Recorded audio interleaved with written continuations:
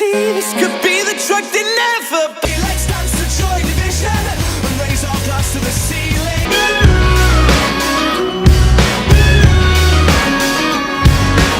If you ever leave, my character's strong, but my head is loose. Hello. Man, how are you, buddy? I'm good. How are you? I'm doing well. It's such an honor to talk to you. Oh, well, like when I say good as well, that's me being very British. Actually, I've got COVID and I've been stuck at home for like the last 8-9 days. So I'm not feeling that great, to be honest. Oh my God. How is it for you? Have you had COVID yet? Yes, I have. Yeah. So yeah, well, it's shit, isn't it? I mean, I'm double vaxxed as well. I thought, yeah, I should be fine. And then I don't know quite how I got it, to be honest. I've been fairly careful with everything, and but I was over in Norway doing some recording. So I'm guessing it was when I was traveling or something. And I started off feeling like just run down, a bit headachy, fluey. Did the test, oh shit, positive. And then it kind of got worse. And then it got a bit better.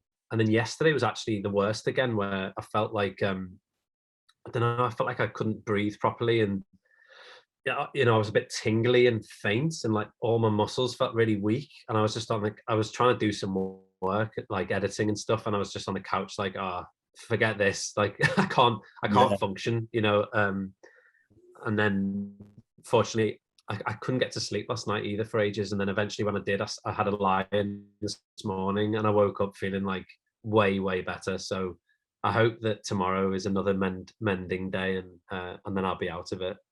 But how many days are you in? So it was Monday, like 8 days. 8 days. Yeah. Yeah. So I've got normally they say I've got another 2 days, don't they? But we'll see. How was it for you? Very similar to what you're saying. I felt it coming on a Saturday. I watched American football on Sunday, and then I was like, oh, I'm not as excited or as upset during the game. And I was just thinking maybe it's just something mental that I'm not, touching base with. Yeah.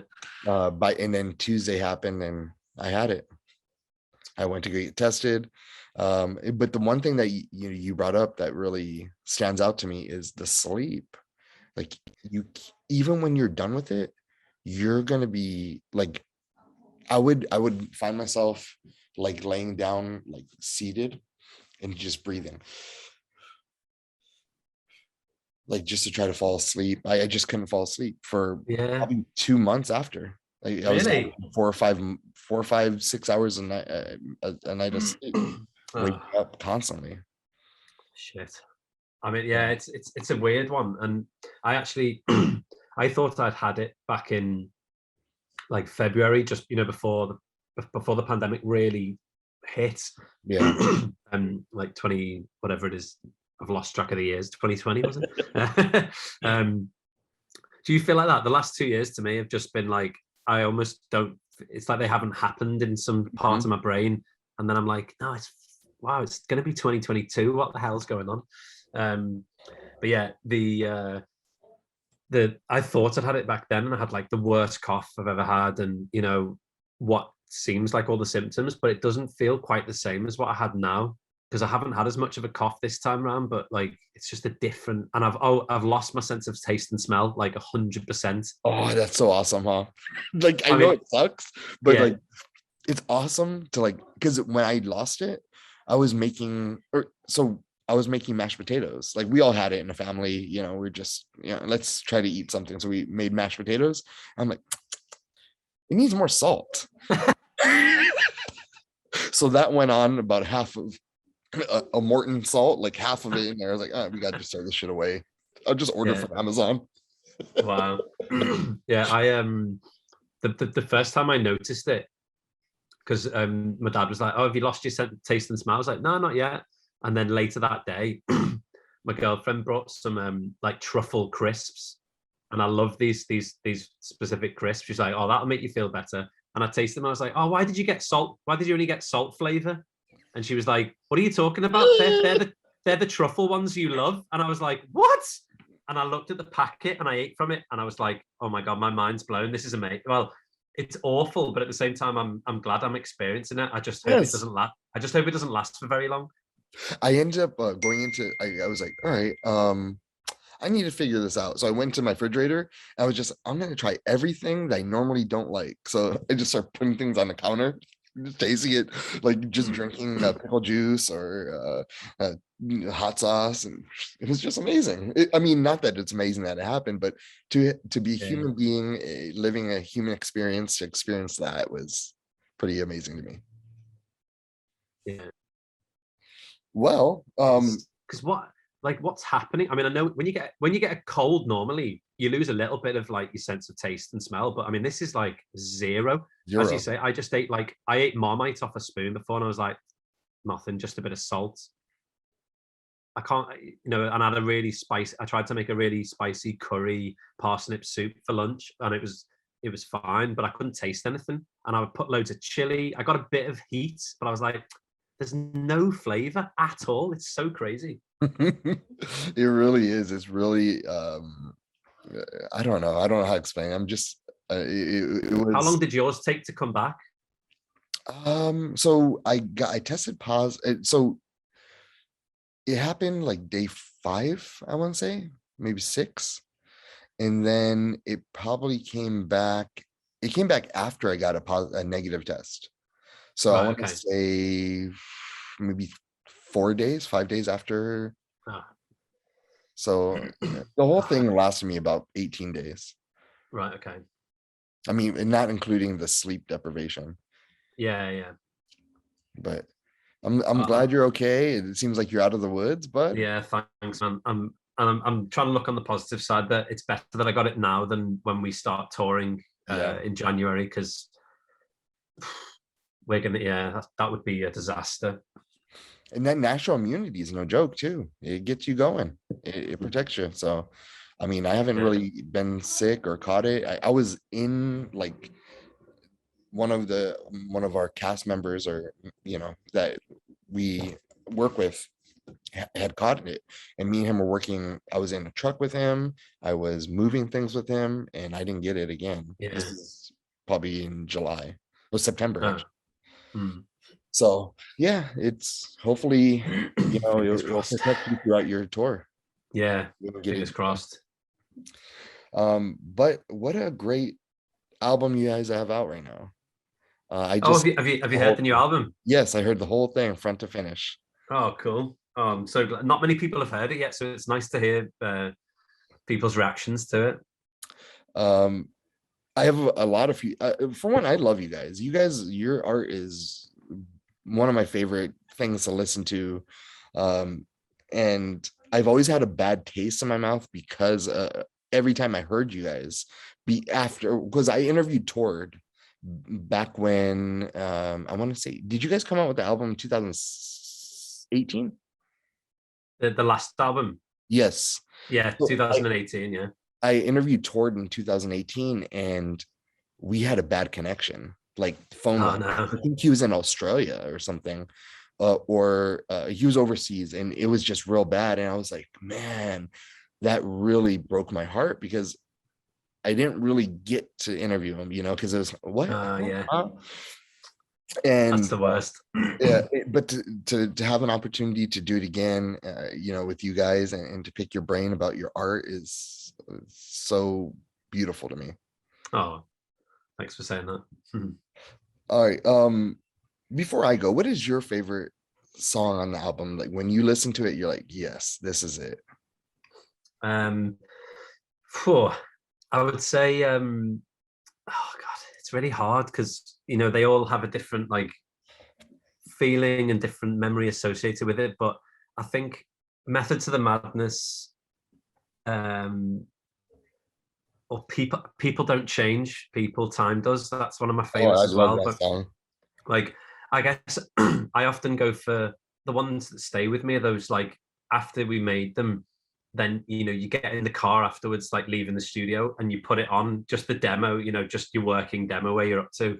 And I remember like, Ready for the High as well, but like those two, it was proper like put it on and driving along in LA, just like blasting the song, like, whoa, what's just like this morning, this didn't exist, and now this like finished song just feels so good, and I just wanted to listen to it again and again and again. I mean, I get that with all of our songs to, you know, to some degree or another, but I feel like those ones, it was kind of, you know, like when we made Greek Tragedy as well, it was one of those moments where like you kind of feel like you've gone outside of yourself for a moment, and it's almost like somebody else made the song. Do you know what I mean? Like you get this like detached from almost from the process, like where did this come from? You know, and I love those songs where that happens, where like they seem to get channeled through from like some little music god that just goes, here you go, and just drops it down, and then you're like, woohoo! Hey, can we claim to have made this? Yes. You guys have some sort of tap in, because like when like even right now in my head, I got one of you guys' songs stuck in my head. It keeps on repeating it, like it's there. So you guys are connected to some sort of consciousness or collective consciousness that you guys know how to really express yourself artistically, musically. But the song that's in my head right now is "If You Ever Leave, I'm Coming With You." Oh yeah. That's a radio song for sure. Like that one, and it's such like, I've been there. I've been in that situation. You know what I mean? And I've had girlfriends that have told me things similar to that. Yeah, I mean, it's definitely a bit of an earworm. I feel like that song, like lyrically, it kind of it draws you in. I remember hearing that when Murph first played it to us, like the gum that's stuck on your shoe. You know, the kind of the idea that like it's such a visual image.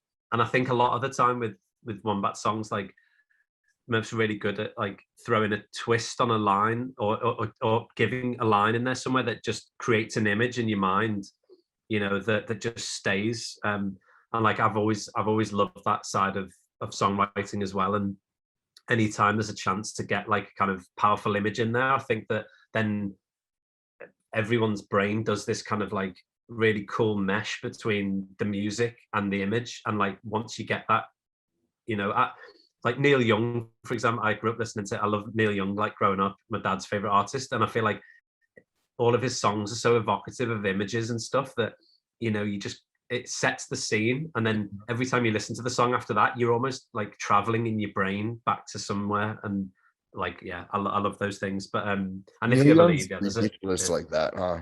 He yeah, really set the, and that's a perfect word, the perfect description, is set the scene. Yeah. It's theater of the mind. Completely, yeah. And I think that's the kind of, you know, you as a musician, you try and find those moments where the right lyric, the right image, the right feel, the right music that's around it kind of just, and sometimes it can be a lyric that it makes, you know, gives the music its color, and sometimes it can be the music that gives the lyric its color. And, you know, all our songs come in a slightly different way.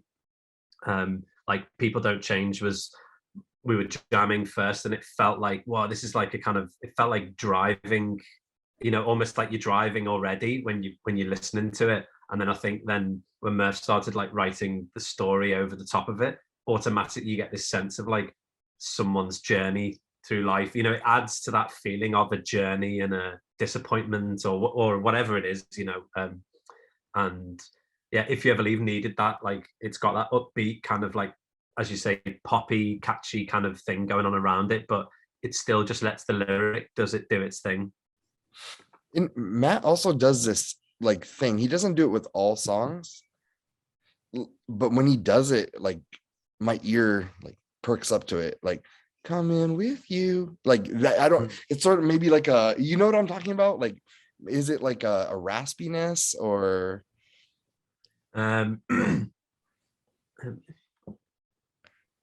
he's just, I think like there's maybe, are you talking about like the bits that your ears like prick up because it's kind of like a musical hook mixed with the lyric at the, like your ears just get attached to a certain line? Is that what you mean? I it's a sound, and the sound is so like unique and different, and I think the best way to describe it is it hugs my soul.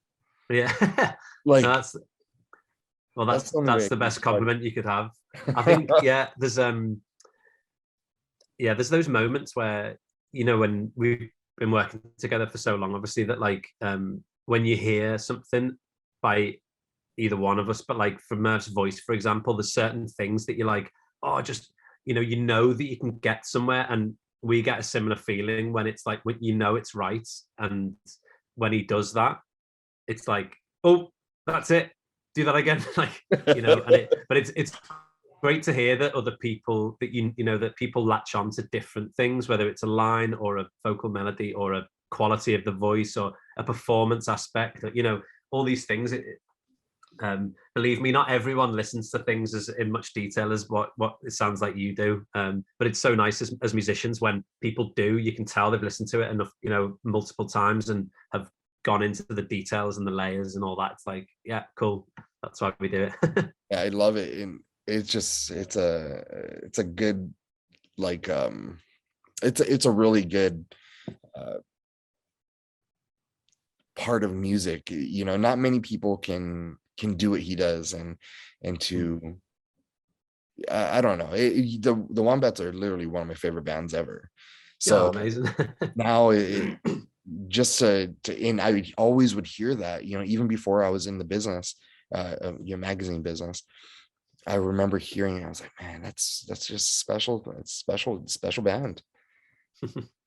I guess it's like, it's so kind of you to say. I feel like one of the things with bands in general is that kind of, I think lots of musicians are, you can be in lots of bands with different people, and some, for whatever reason, and again, I still don't know really what happens, but there are moments where you suddenly start playing with certain people, and you do just have like there's a chemistry and an understanding and a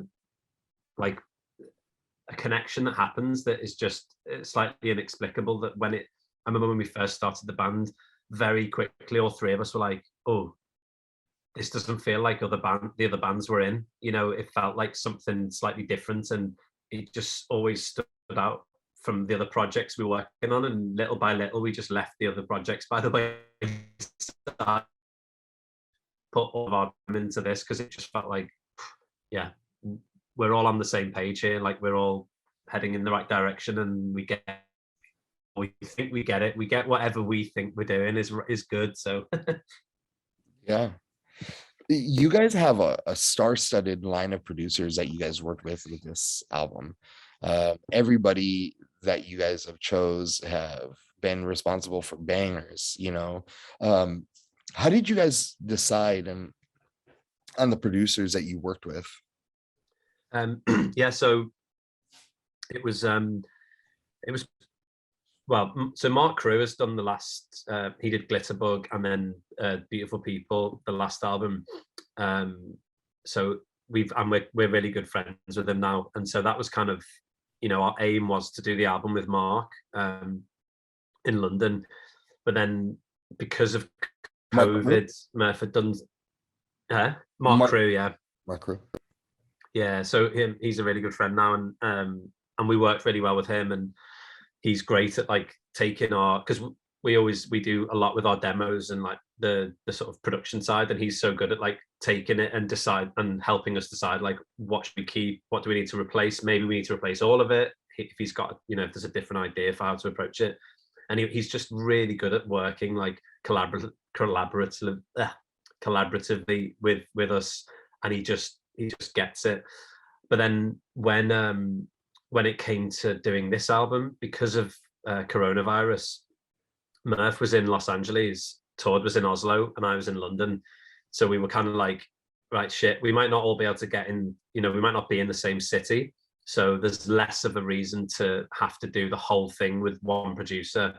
So maybe given that Murph had done, so the songs that the producers did, they'd also done the demos with Murph in LA or on Zoom or whatever, and they'd helped him like build those songs, and so then it was a question of us, me in London, Tord in Oslo, like sitting there listening through them, working out parts and stuff, and then we recorded the bits separately in London, sent the files over to the like Jackknife Lee,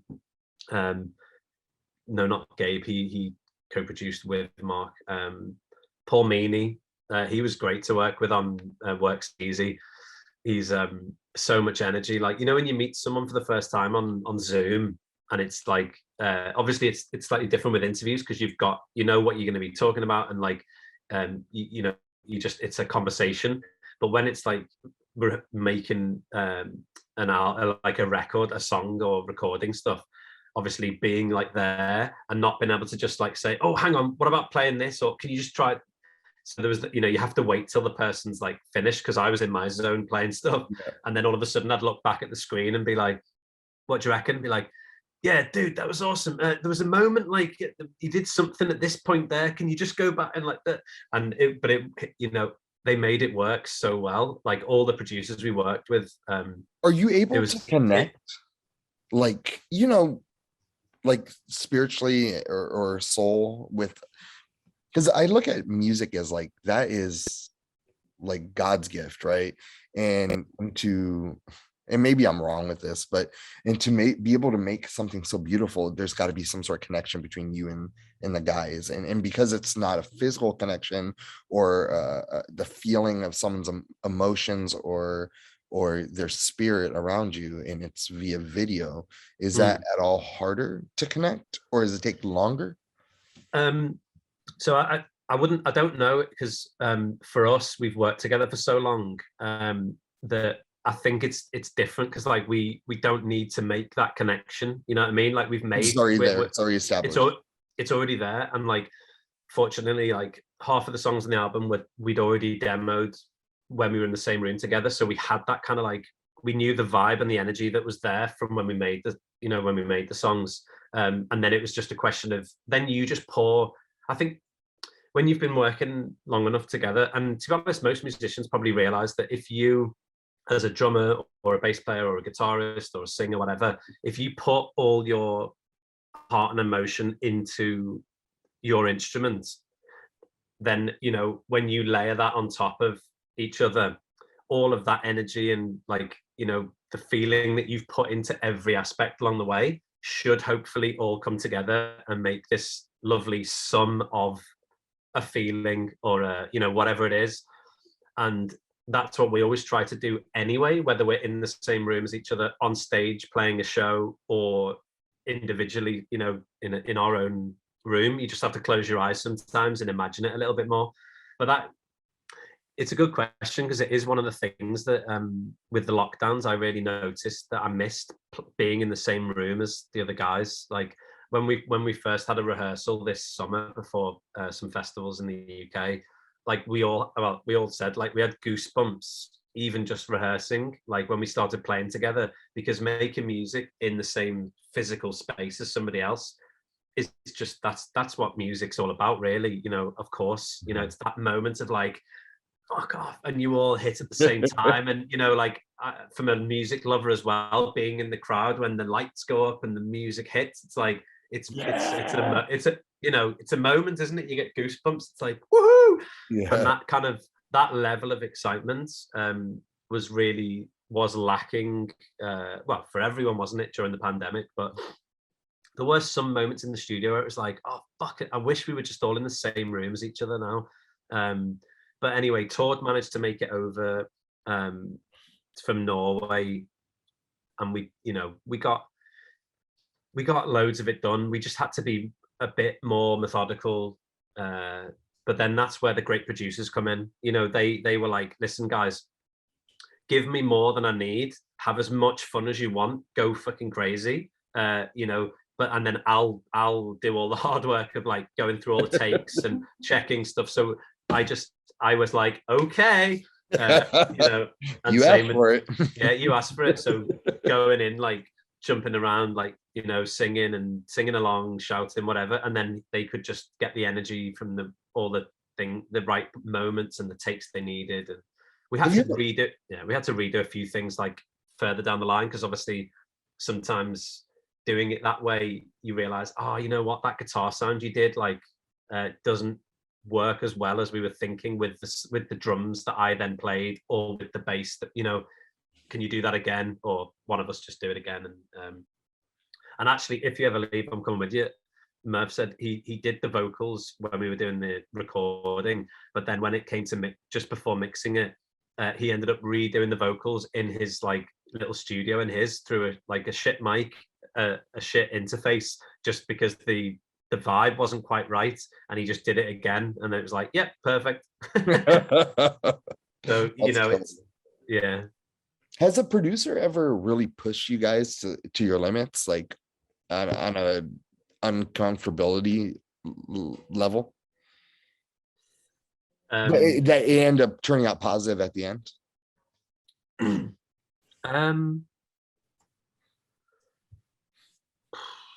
to think. I think sometimes like there've been moments where if you've been, same as anyone, if you've been recording all day and you've been playing over and over stuff, but like there's the occasional moment, and it happens to all of us because like we all produce as well, that when you get obsessed with a detail that like it doesn't really matter, but for whatever reason in your brain it suddenly becomes like every time you get to that point, you're like, oh no, it happens again, oh no, like it's like, no, can you not do that? And someone, I've done this, if Todd's playing the bass or Murph's playing the guitar, I've been like, oh no, you keep doing that, can you just don't do that one bit? And they're like, I don't even know what you're talking about. And then eventually you go, it's that. And they're like, oh, that, I don't even know what that is. And then they take it out and they're like, are you happy now? Is that fine? You're like, yes, if you're happy with it, please, can we do that? And you don't even know what, it's irrational, but for whatever reason, but then, so I've had it where I'm like playing drums and, I'm not going to name names of producers, but there have been moments where like someone suddenly starts going off on one about a certain, whether it's a hi-hat pattern or, a kick pattern or whatever it is, like something that like I'm not really thinking about, but they're like, oh, can you just, and they do exactly what I do to other people, and they'll say like, can you just not do that thing there and take out that bit and do this? And it's like, well, and then the problem, but then the important thing to remember is always, obviously, the more zen and the more positive you are, the better the take's going to be and the better the whole vibe's going to be. But if you've been doing hours and hours of it, I feel like there's a perfect window. Producers are really good at knowing they can push you early on, to get the part, do that first, and then, actually, the best thing to do is to get a load of performances where you're really excited and carefree, then hone in on details, and then try and get that. And if it doesn't work out by after 3-4 hours of doing it and they're getting annoyed, maybe call it a day for a while on that and come back to it once the ideas settled through the layers of stubbornness. Yeah. But I love you, Daniel.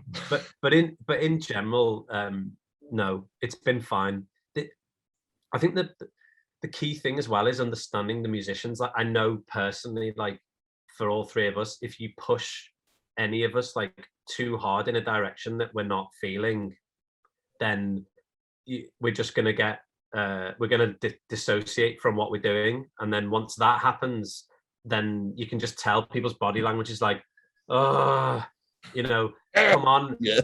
Because in your head you're like, I nailed it like an hour ago, I know that for me I've got the take I need almost, but then they're looking for some other stuff, which is great. And I totally understand the exploration, and sometimes it does work out for the best, and you're like, oh shit, actually, yeah, sorry, I didn't even notice that. That's really cool. Yeah, see, I told you it was cool. Why were you giving me shit?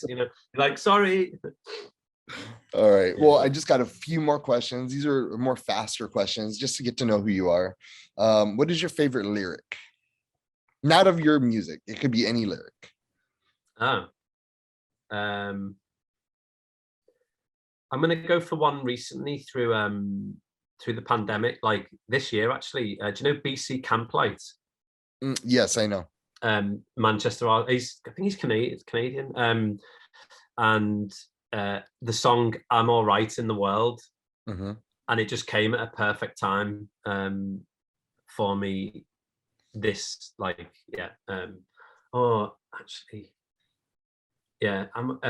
there's a line about like marshmallow or something. Hang on a minute. This is I've also got another song by Rufus Wainwright, Dinner at 8, going in my mind. which is, mate, put up your fists and I'll put up mine. No more running away from the scene of the crime. Have you heard that song? No, I think maybe it sounds familiar.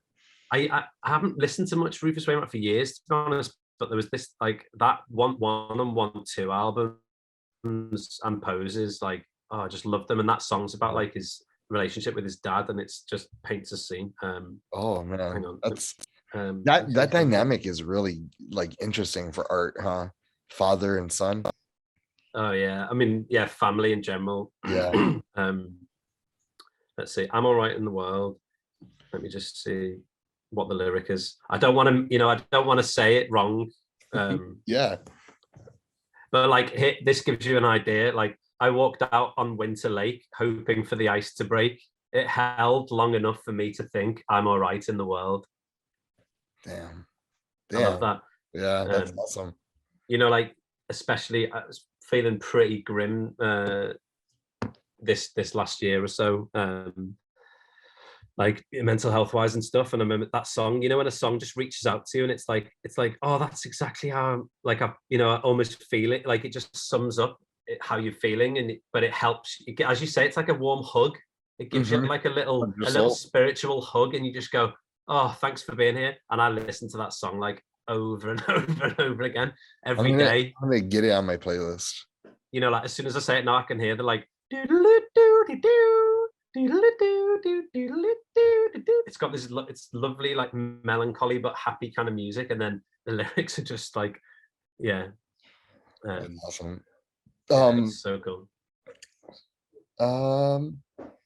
What is your dream concert? Alive or dead? You can pick 4 people, alive or dead, or 4 bands or artists to play at this concert. Who would you pick? Oh wow. So let's go. Neil Young's headlining. Oh yeah. Bon Iver is going to be like just before him. I just get goosebumps every time I hear his voice. Unbelievable. And then let's think. Stevie Nicks from Fleetwood Mac. Let's get her maybe doing like an acoustic solo thing, because her voice is just, it's unbelievable, isn't it? Yeah. Who headlines? And then well, Neil Young can headline. Well, I feel like maybe needs something like really high energy, like who's a good headline? Actually, Gorillaz. Ooh. Gorillaz. Oh, have you seen them live? I've never seen them live. Honestly, I mean, I've seen videos of them live, but I mean, there's nothing like being there, you know? Yeah, I remember seeing them. I just popped into my head, like, seeing them at a festival in the Netherlands one time on the last show of their last album, and it was just one of the best gigs I've ever seen. Like, with the visuals, but also they had so many musicians on stage, you know, and it was just so like free flowing, and just, but so many massive hits, and like such variety of music from, like, you know, anyway, yeah, genre wise, just spanning so much, like, just masters, absolute masters. They are. What is your mom or dad's signature dish that you love? So my dad used to do this Saturday dish before we used to go to the Everton match, so like in football, soccer, and we ended up calling it the Saturday dish, and it was basically like, you know, amatriciana, kind of like pasta. So spicy tomato sauce with like bacon, mushrooms, onions, and like spicy tomato with pasta and loads of cheese grated on top. And that was like, fill ourselves up before we go to like sit in the freezing cold and watch Everton get beat. But that would really like hold the stomach. And yeah, so they yeah, like my dad's amatriciana. Yeah. Awesome. How have you almost died? Wow. Probably my my June buggy accident in Dubai. So we did a festival over there one time, and we went out into the desert and like we rented these dune buggies, and there was no insurance and stuff, and it was pretty like we didn't really think, we were just like, yeah, we're riding in the desert. And then I went really, really fast over a dune. Murph was like going along behind the dune, and I didn't realize, and I went flying up into the air. The buggy like shot up from under me, but I tried to hold on, but then realized I was going too high, so I let go, and I fell down, like whiplash. And my girlfriend was on the back of it as well, so she like clattered. It was awful, like sand in our eyes, up our nose, and everywhere. And then the dune buggy itself, it was like a quad bike, fell down next. Fortunately, didn't land on us, landed next to us. Then carried, because it was still going, like drove along and like scraped all along my shoulder. And we just like it, and then it stopped a little bit further up ahead, but we were like, holy shit. Like, I mean, we had whiplash and a bit of like, concussion feeling. But fortunately we were okay. But it could have been a lot worse. Dude, well, which brings me to unfortunately, the last question I have for you. And this one is a little more deeper, but I think this might apply to you. And I usually just have this one question in case I pick up on something in an interview. What is life teaching you right now? Oh, wow. Good question. To be honest, probably the biggest lesson I've learned recently has been to be open and tell, like, don't think I can deal with everything on my own, in my own head, like to actually reach out to people. And, if you're having a tough time, like to tell people, because there's definitely, I mean, in the UK, I don't know if it's the same in the States, but like, guys in general just don't really talk about like how they're feeling, that, if things are not great. And I had recently, that's been my big lesson, to just accept that you're not, like, we're all we're all fallible, we can all fail, we can all like go to shit in our heads, and like that's just, you just got to like reach out to people and be honest and open, and accept that you're not always going to be winning. You're going to have some bad days, but that's okay. Daniel, oh my God, it's been I just want to say thank you for the time, and I hope for for you to get healed. And thank you. I enjoyed this is one of my favorite interviews I've ever done, so thank you so much. No, same.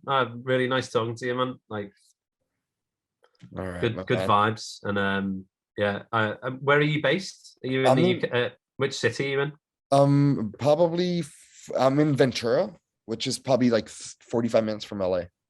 Okay, cool. But I think you guys are going to be in LA February. Yes. Yeah, I was going to say, maybe see you there. I definitely will. I'll hit you up on IG. I'll be there, and we'll see if we can meet up and say hi. Yeah. Awesome. Right. Thank Great you to talk to you. Thank all you the best. so much, and get well and enjoy yourself. Thanks, Tim. Have a good day. Bye. Bye.